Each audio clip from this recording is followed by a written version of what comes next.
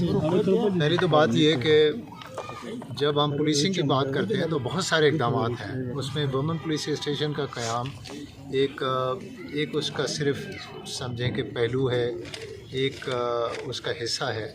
असल में तो बहुत सारी चीज़ें हैं जो हम कर रहे हैं। काउंटर टेररिज्म डिपार्टमेंट को, CTD को मजबूत करना, जो हमारी इन्वेस्टिगेशन की सलाहियत है उसको बेहतर करना, क्राइम सीन इन्वेस्टिगेशन के यूनिट्स बनाना, और उसके अलावा जो हाईवे की पेट्रोलिंग बेहतर करना, जो एरियाज़ हैं उनकी थानों की जो सहूलियात हैं वो फराम करना। नफरी की बहुत कमी है मुख्तलिफ़ जगहों पे, तो मैन पावर को गवर्नमेंट से सेंक्शन करा के और उसकी भर्ती करना।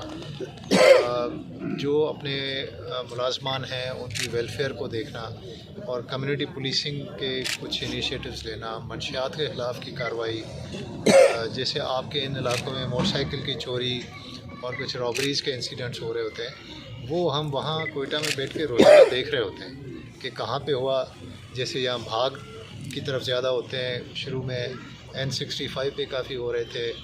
यहाँ पे कुछ आपके इंसिडेंट्स हुए जफ़राबाद में, नसीराबाद में, तो वहाँ इवन कोयटा में बैठ के हम सारा देख रहे होते हैं कि कहाँ पे हमें वसाइल देने चाहिए, कहाँ पे ज़्यादा मेहनत की ज़रूरत है, कहाँ पे कोई अफसर अच्छा परफॉर्म नहीं कर रहा। एक तो मैं मजमूई तौर पे आपको बता रहा हूँ ये। दूसरा ये कि जो वुमेन पुलिस स्टेशंस हैं उनका क़याम ह्यूमन राइट्स की प्रोटेक्शन के लिए, इंसानी हुकूक़ की पासदारी के लिए और पुलिस का एक सॉफ्ट इमेज सामने लाने के लिए एक कदम है। और बहुत सारी और चीज़ें उसके साथ करनी पड़ती हैं। वो है एक अवेयरनेस कैंपेन चलाना पुलिस ऑफिसर्स के अंदर, ताकि वो समझें कि उनकी क्या ज़िम्मेदारी हैं शहरियों के लिहाज से, ख़वातीन के लिहाज से, माइनॉरिटीज़ के लिहाज से, बूढ़े लोगों के लिहाज से। तो ये ज़ाहिर है कि रातों रात चीज़ें ठीक नहीं होती, लेकिन इस तरह की सोच को लाना, उसको बार बार दोहराना, ट्रेनिंग में शामिल करना, तो ये जो वुमेन पुलिस स्टेशंस बने हैं वो भी एक कदम है। इससे क्या फ़ायदा हुआ है अभी कि जो हमारी ख़वातीन पुलिस ऑफिसर्स हैं वो इनकरेज हो रहे हैं। पहले ख़वातीन इतनी ज़्यादा पुलिस में आना नहीं चाहती थी, और हमने पहली दफ़ा ये एक एडवर्टाइजमेंट दी कि सिर्फ ख़वातीन अप्लाई करें, ताकि कम से कम वो अपना कोटा तो पूरा कर सकें।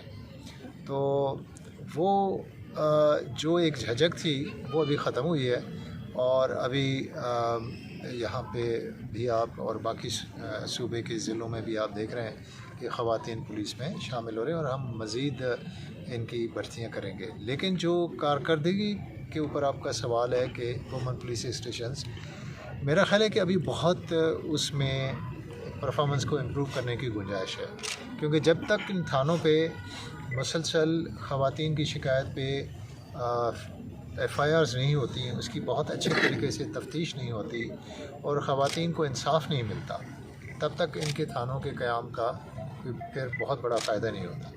तो ये शुरुआत है कि थाने बनाए जाएं, लेकिन असल काम है कि वहाँ से इंसाफ की फराहमी हो। सर, आप आम इंतखाबात में आप क्या समझते हैं ख़वातीन पोलिंग स्टेशनों पर इस मरतबा ख़वातीन पोलिंग पर पुलिस ख़वातीन को तैनात करने में बेहतर होगा? ये बलूचिस्तान में जो है 5000 से ज़ायद पोलिंग स्टेशंस हैं, और हर पोलिंग स्टेशन पे जो पोलिंग बूथ हैं उसमें ख़वातीन के पोलिंग बूथ भी हैं।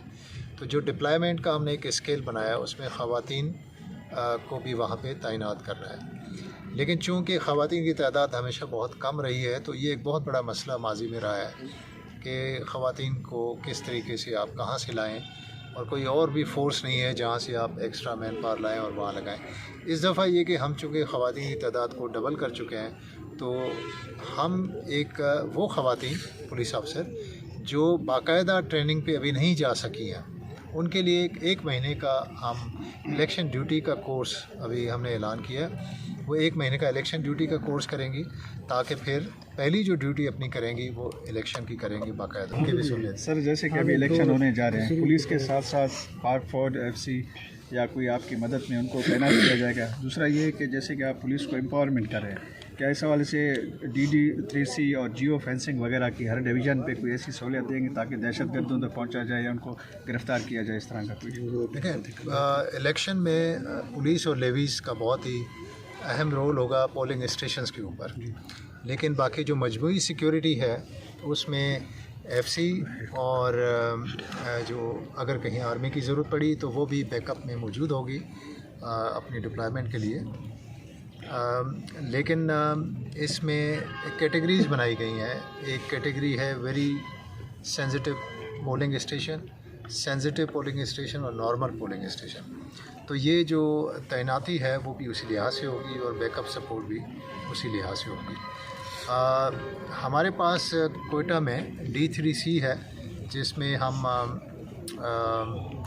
वहाँ से बैठ के और कैमरास के ज़रिए मॉनिटरिंग कर रहे होते हैं, सर्विलेंस कर रहे होते हैं। हमारा जो सेफ सिटी प्रोजेक्ट है जो गवर्नमेंट ने बहुत बड़ा एक प्रोजेक्ट अरबों रुपए लगा के बनाया है, वो भी आज 31 दिसंबर उसकी कंप्लीशन की डेट है। अगले हफ्ते वो हमें फंक्शनल हो गया हुआ है। लास्ट वीक में उसको विज़िट करने गया था, वो भी फंक्शनल हो जाएगा, पुलिस को हैंडओवर हो जाएगा IT डिपार्टमेंट से। इसके साथ साथ जिस तरह से वहाँ पे हमने D3C एक डेटा कमांड कंट्रोल सेंटर हमने बनाया कोयटा में, उसका एक छोटा वर्जन जो है वो हमने इस वक्त 15 ज़िलों में बना रहे हैं, जिसमें कुछ में नियर कंप्लीशन है, कुछ में अभी टेंडर्स हुए थे तो कोई किसी को वर्क अवार्ड नहीं हो सका था, मुख्तलिफ स्टेजेस पे हैं। तो इंशाल्लाह आप देखेंगे कि 1-1.5 साल के अंदर ये सारे कंप्लीट हो जाएंगे। कलात का अभी बिल्कुल कंप्लीट होने लगा है, कुछ और जगहों पे भी। यहाँ का आपका नसीराबाद का भी कोई कॉन्ट्रैक्टर का इशू था, उसको हम रिज़ॉल्व करें। तो ये D3C जो है वो भी इंशाल्लाह अपनी तकमील के मराहल तय कर दिए। आप भी पूछें एक साथ। सर मेरा सवाल ये कि नसीराबाद पुलिस ने तारीख में बड़ी कार्रवाई की थी, जो 1 अरब 32 करोड़ रुपए का सामान बरामद हुआ। उसके अफसरान की हौसला अफजाई, मुलाजमीन अफसरान की हौसला अफजाई के लिए क्या आप ऐलान करते हैं कुछ? अच्छा, पहला तो सवाल जो था आपका जी किस चीज़ के ऊपर था? शोधा सर, भरोसा में कितने जो शहीद हैं हमारे तकरीबन 1000 के करीब बलूचिस्तान पुलिस के शोधा हैं। और यहाँ पे जब मैंने चार्ज लिया था तो मैंने देखा कि हमारे शहीदों की बहुत कुर्बानियाँ बलूचिस्तान में KP में हिंदू ज़िले से, तो वो हमने रियलाइज़ किया कि जो शहीद कंपनसेशन पैकेज है वो सबसे ज़्यादा पंजाब का है, उसके बाद सिंध है, फिर KP है, फिर बलूचिस्तान है। और बलूचिस्तान और इवन जो KP के साथ इतना फ़र्क था कि हमारे शहीद को फैमिली को 40 लाख मिलते थे और KP में 1 करोड़ 20 लाख मिलते थे। तो फिर हमने बड़ी मेहनत के साथ, जिसमें गवर्नमेंट ने हमें सपोर्ट किया और हमने कैबिनेट से अप्रूव कराया, और इस वक्त जो शहीद पैकेज है वो KP के बराबर हो चुका है। तो इसलिए अब कांस्टेबल को 1 करोड़ 20 लाख मिलते हैं और उससे जो और सीनियर हैं उनको भी थोड़े इजाफे के साथ वो अवेलेबल होता है। तो इस लिहाज से ये बेहतरी हुई है। और दूसरा क्या आपका सवाल था? जो एंटी स्मगलिंग की, आपको पता है कि फेडरल गवर्नमेंट और प्रोविंशियल गवर्नमेंट मिल के मुख्तलिफ इदारे जो हैं एंटी स्मगलिंग की चमन से लेकर यहाँ तक कार्रवाइयाँ कर रहे हैं। उसमें पुलिस भी जो है बहुत आगे चल के बढ़ के अपना रोल प्ले कर रही है। तो एक बहुत बड़ा जो सीज़र हुआ था वो यहाँ पे हुआ था नसीराबाद में, जो यहाँ की पुलिस ने किया और फिर बाकी इदारों के साथ मिलके मज़ीद कार्रवाई की। तो हमने उनको अप्रिशिएट किया है, और कस्टम्स को चूँकि वो सारा सामान मिला है तो उनका कुछ रिवार्ड का सिस्टम है, वो बहुत जल्द वहाँ से इनके रिवार्ड के पैसे भी आ जाएंगे। लेकिन हमने इनको अप्रिसिएशन दी है और इन्होंने अपना फ़र्ज़ निभाया, जिसके लिए हम खुश हैं।